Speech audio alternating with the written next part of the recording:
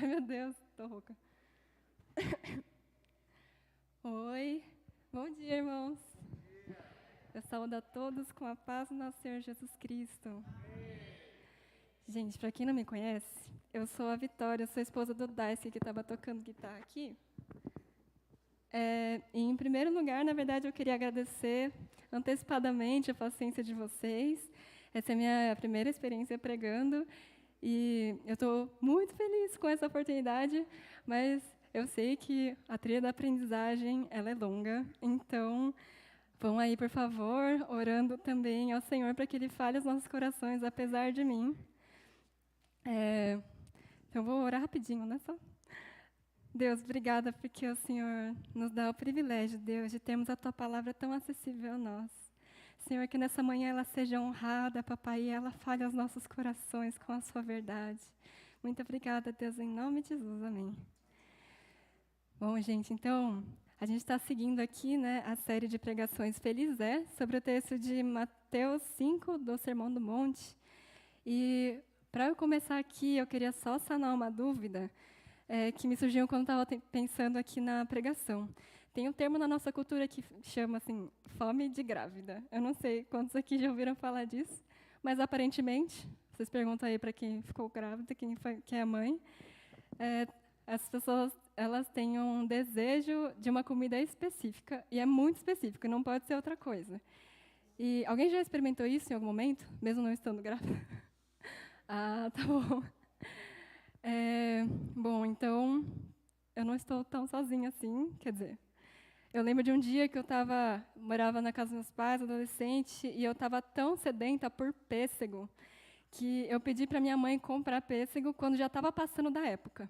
Então, já estava meio verde, meio duro, assim, estava meio sem graça, sem gosto, mas era isso que eu queria, né? Então, o que eu fiz foi, eu peguei um desses bem ruins, aí eu peguei uma faquinha, com o lado da faquinha da madeira, eu ficava batendo assim, para ficar mole. Aí, quando ficava mole, eu cortava e comia. E aí era um pêssego assim, sem graça. Mas não adiantava, era aquilo que eu queria. Se me trouxesse um chocolate assim, bem gostoso, eu não ia nem ligar, porque eu queria era pêssego. E agora imagina se no estado que eu estava, aparecesse alguém na minha porta, na porta da casa dos meus pais, com uma cesta de pêssegos bem maduros e suculentos. Os meus pais, eles vão ficar muito gratos, um pouco constrangidos. Meus irmãos, eles iam achar legal, mas eu ia ser a pessoa mais feliz e realizada deste planeta. E aí, quando Jesus disse no Sermão do Monte, em Mateus 5:6, que felizes são os que têm fome e sede de justiça, as palavras não fazem muito sentido, né? Porque quem estaria feliz passando fome e sede de justiça, né? E, portanto, né, vivendo uma situação de injustiça. Mas ele completa, pois serão satisfeitos. Então, lendo tudo, fica assim, bem-aventurados os que têm fome e sede de justiça, pois serão satisfeitos. Então, feliz é quem come o que estava com vontade de comer. E quando vier a justiça, felizes serão os que aguardavam ansiosamente por ela, como quem tem fome e sede, porque ela virá e saciará os que a esperam. Mas como que a gente pode ser feliz enquanto a gente aguarda a justiça? A gente começou esse dia orando por esses que estão sofrendo tanto. E é difícil a gente esboçar um sorriso no meio dessa situação. Mas eu queria trazer uma situação aqui. Eu não sei, ela já está ficando velha essa notícia, mas não sei quantos souberam do caso de Moise Kambagambi. Foi em 24 de janeiro desse ano que esse imigrante congolês ele foi assassinado a pauladas lá na Barra da Tijuca, do Rio de Janeiro. Ele foi imobilizado, ele foi amarrado e ele foi espancado e até a quase morte. E no seu último momento, a sua última oportunidade de vida, ele não foi socorrido. Então, quando a família ficou sabendo, já era tarde demais. E a mãe de Moise, ela foi cercada, né, por jornalistas, por pessoas querendo saber dela, né, o que estava acontecendo. E aí ela pronunciou uma frase extremamente triste. Ela disse: "Eu só quero justiça." Depois de um processo sofrido, de tantos depoimentos e investigações, alguns suspeitos eles foram acusados e eles foram presos. E como compensação, a mãe do Moise, ela recebeu uma pensão que era especial, mensal e vitalícia do governo. E eu não sei o que essa mãe pensou quando ela disse que queria justiça. Mas eu queria que a gente se colocasse agora um pouco no lugar dessa mãe e respondesse a pergunta: essas medidas que foram tomadas, elas saciariam o nosso desejo de justiça? Bom, a prisão dos responsáveis pela morte de Moise e a pensão concedida à família justificou, será, o assassinato do filho dela? Se não, que outra solução haveria? Não há justiça humana que compense ou traga de volta a vida de um filho assassinado. Não há justiça humana que devolva à infância a segurança e a inocência de uma criança violentada e abusada pelas pessoas que deveriam tratá-la bem e darem segurança. E a verdade é que nós, seres humanos, nós não temos resposta para a injustiça, a não ser o nosso falho julgamento e as nossas compensações parciais. É que nem aquele pêssego ruim que eu comi. Ele não me saciaria naquela hora, mas era o que tinha para aquele dia. E, segundo o dicionário, a justiça é a qualidade do que está em conformidade com o que é direito. É a maneira de perceber e avaliar o que é direito e justo. Só que desde Gênesis 3, quando a humanidade decidiu fazer de si os próprios deuses, os seres humanos passaram a tomar a si próprios como padrão para estabelecer essa justiça, para entender o que é direito e justo e aí se conformar a isso.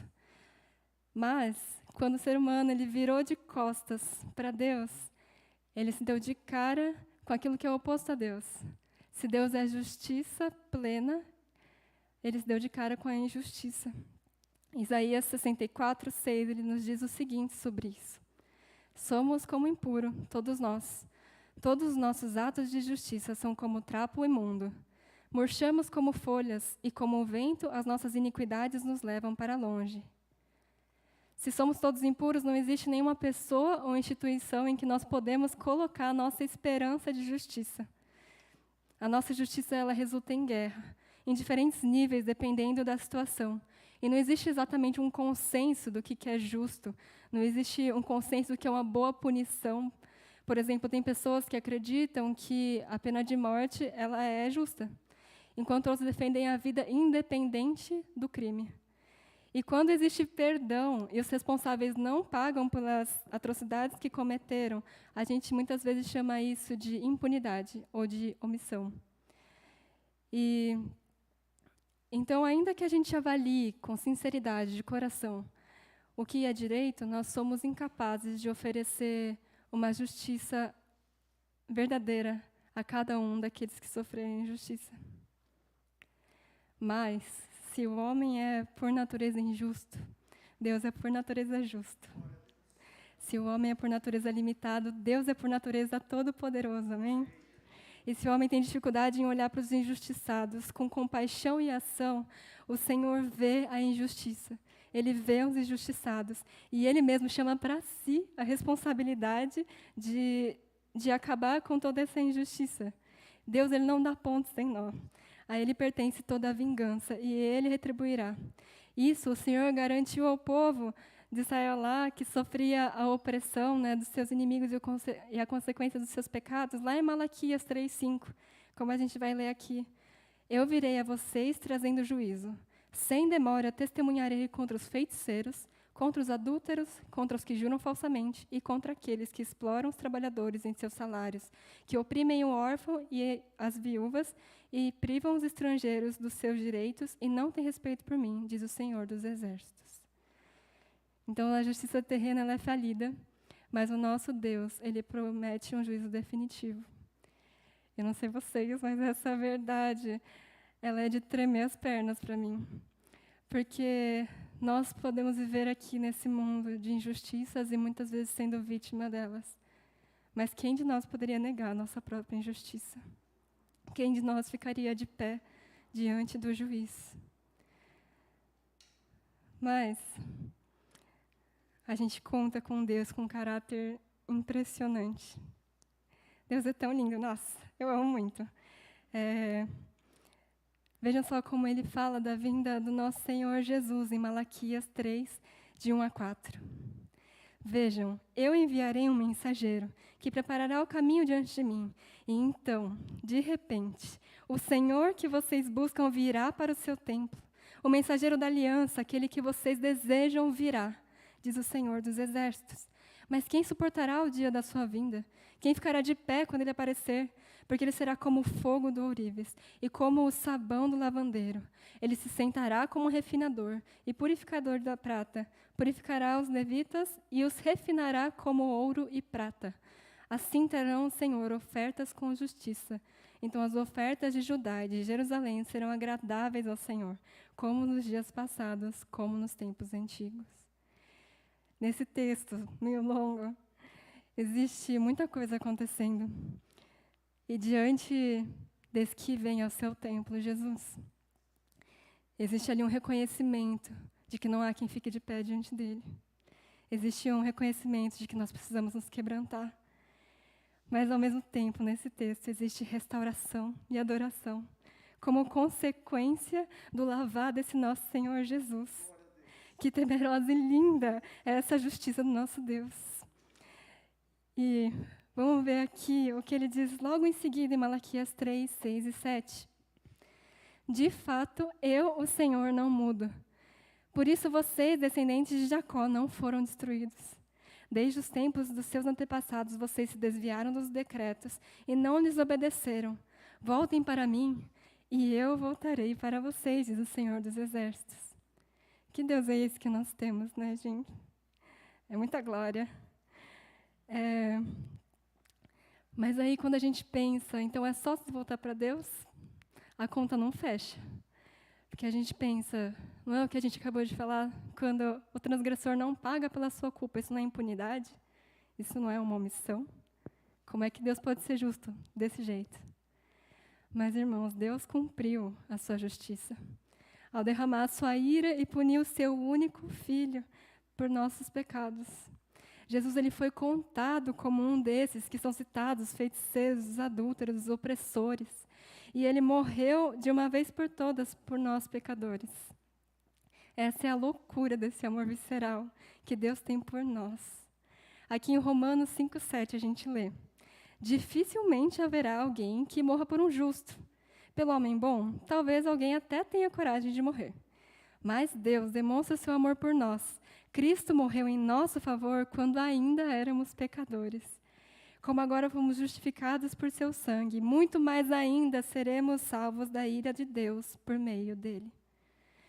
Você e eu podemos ter cometido atrocidades terríveis, as quais nenhum de nós gostaria de confessar. E nessa terra nós sofreremos mesmo as consequências devidas.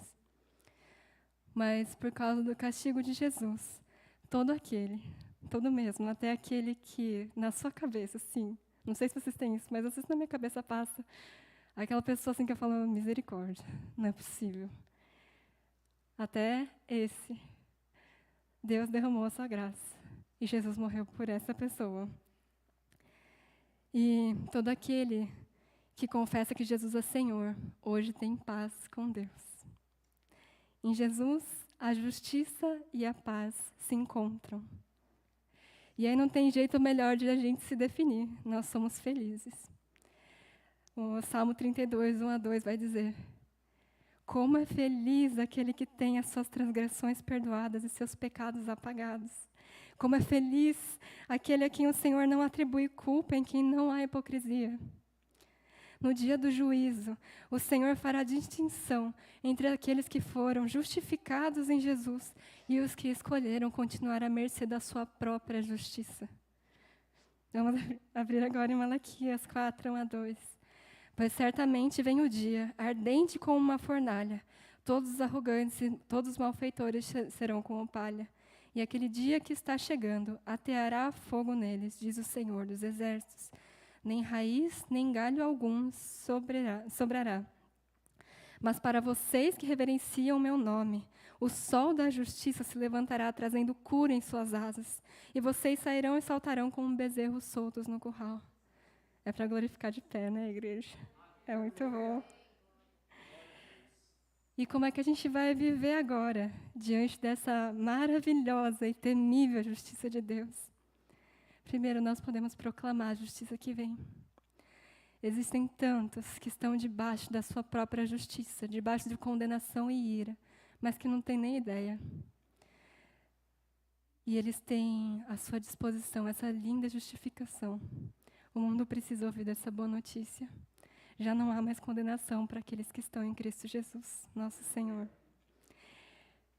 Segunda coisa, nós precisamos ter a palavra de Deus como um padrão para a gente perceber e avaliar as situações. E a gente pode, então, agir em conformidade com a lei que é pura e justa. Isso aí, sem dúvidas, sem zonas cinzas.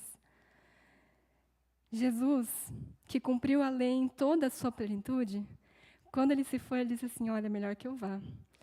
Porque se eu não for, eu não te envio o Espírito. E o Espírito hoje veio. E Ele é quem nos auxilia a compreender essa lei e a sermos capacitadas a cumpri-la plenamente. E quanto mais a gente se alimentar da palavra de Deus, da sua lei, mais nós vamos entender a justiça e os padrões de Deus. Isso é muito importante, porque nela existem boas práticas de tratamento com estrangeiros, existe a forma justa de pais e filhos se tratarem, a forma como a gente lida com os nossos negócios, com os nossos bens.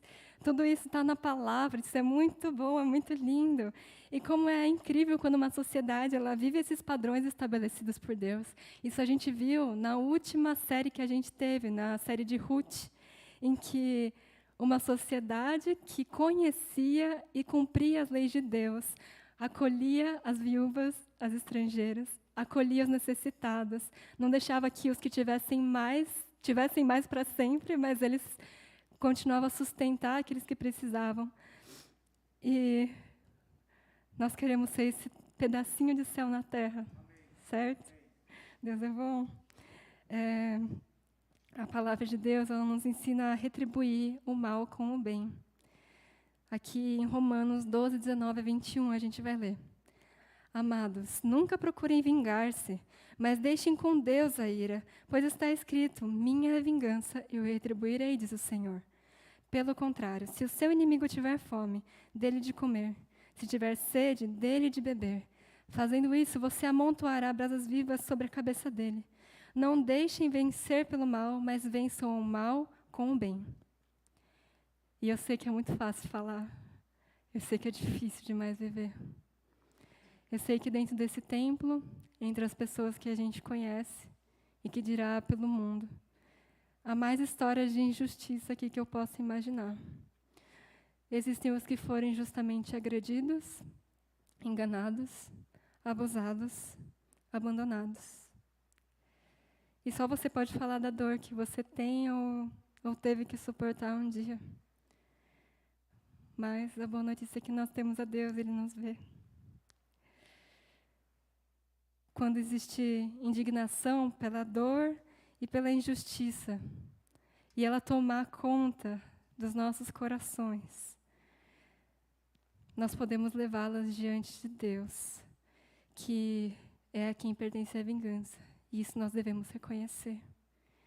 Quem faz isso muito bem, e várias vezes, são os nossos salmistas. Eu peguei o Salmo 3:7 para a gente só visualizar. Fala assim, levanta-te, Senhor, salva-me, Deus meu, quebra o queixo de todos os meus inimigos e arrebenta os dentes dos ímpios.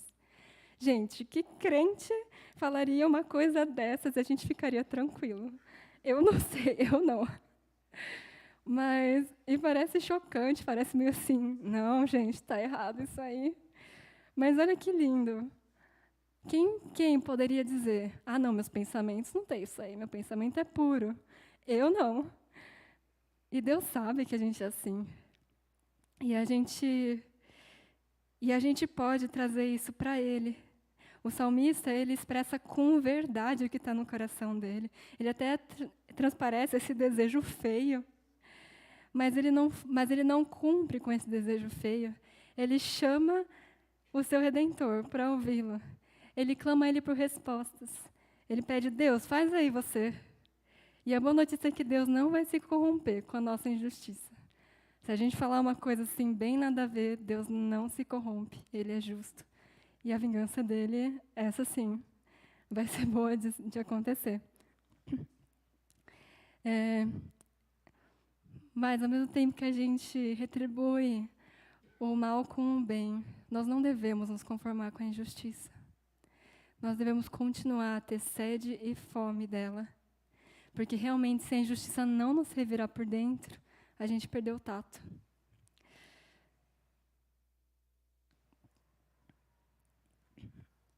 A gente não pode se conformar com a injustiça desse mundo. Vamos lutar pela justiça de Deus sendo instaurada nessa terra. Com os nossos recursos, o que nós fizemos aqui, com o nosso tempo, com as nossas prioridades. Vamos ser agentes de justiça de Deus nessa terra. E mesmo diante das dores, porque quando a gente fica sensível, né, à dor do outro e à dor do mundo, a gente também sofre.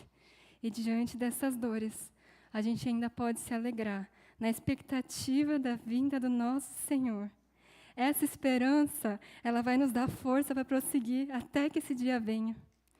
Se vocês me permitem dar um exemplo, eu e o Dai nos casamos em 2020, o ano que começou a pandemia aqui no Brasil e que a gente teve que se isolar. De março a setembro, a gente praticamente não se viu. E a saudade apertava. Mas o que me deu força para aproveitar ali o tempo que eu tinha na minha casa, isolada com a minha família. Aproveitar ali para abençoar minha família, para ser abençoada por ela, para continuar prosseguindo. Era a esperança, a expectativa de que ali, dia 19 de setembro, nós estaríamos casados e passaríamos todos os dias juntos. E, gente, isso tem sido muito bom. Então, só para dar uma palhinha aqui e aumentar a nossa expectativa para a vinda do nosso Senhor, vamos ver mais uma vez como os nossos poetas, né, descrevem esse dia, no Salmo 85, 9 a 13. Perto está a salvação que Ele trará aos que o temem, e a sua glória habitará em nossa terra. O amor e a fidelidade se encontrarão, a justiça e a paz se beijarão. A fidelidade brotará da terra e a justiça descerá dos céus. O Senhor nos trará bênçãos e a nossa terra dará sua colheita. A justiça irá adiante dele e preparará o caminho para os seus passos. Feliz sou eu.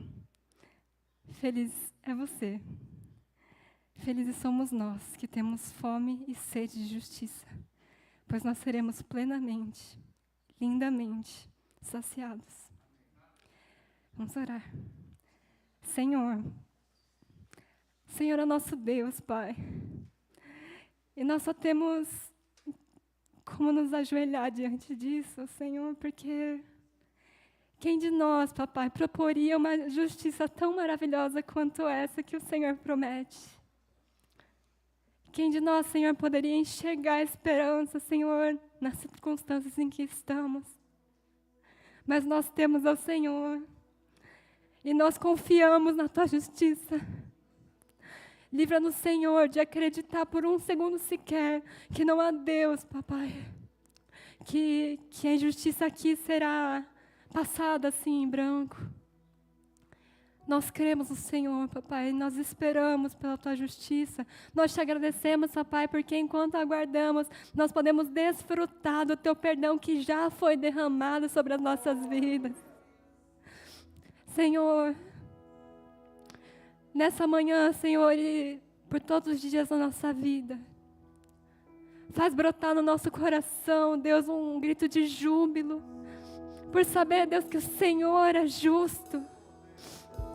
Faz-nos andar conforme a Tua justiça, Deus, e não mais confiar no nosso próprio discernimento do que é bom e que é ruim, Senhor. Nós queremos, Senhor, ser um pedacinho do céu nessa terra. Então faz a Tua vontade aqui nessa terra como ela é feita nos céus, Deus. Venha a nós o Teu reino, Senhor. Papai, e aqueles que têm sofrido hoje, Deus, injustiça, nós clamamos a Ti, ó Pai, por uma ação sobrenatural Sua, Deus, sobre essas situações. Deus, nós oramos por aqueles, ó Deus, que ainda hoje se atormentam, Deus, com a herança de injustiças plantadas em suas vidas há muito tempo. Derrama sobre nós cura, Senhor. Derrama sobre esses restauração, renovação da alegria, Senhor. Papai, que a forma como nós vivemos justiça aqui nessa terra, que a forma da gente julgar e discernir, honre, Senhor, quem Tu és, honre a Tua palavra.